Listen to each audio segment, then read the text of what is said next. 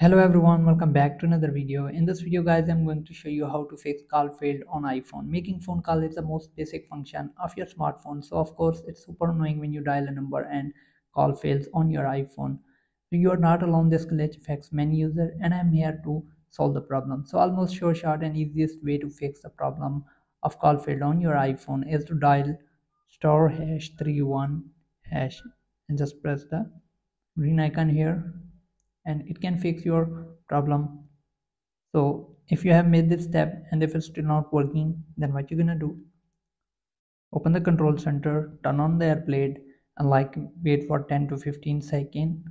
Then you can turn back off again and try to make a call. And if you're still getting the error on your iPhone, the call fail, then the next step is you have to restart your iPhone. Right, try resetting your iPhone, it can fix your problem. So after this, if you still have the problem on your iPhone, all modern iPhone have SIM card slot on the right side. Use ejector tool or pin to remove the SIM card carefully, and you can reinsert the SIM again and see if the problem solved.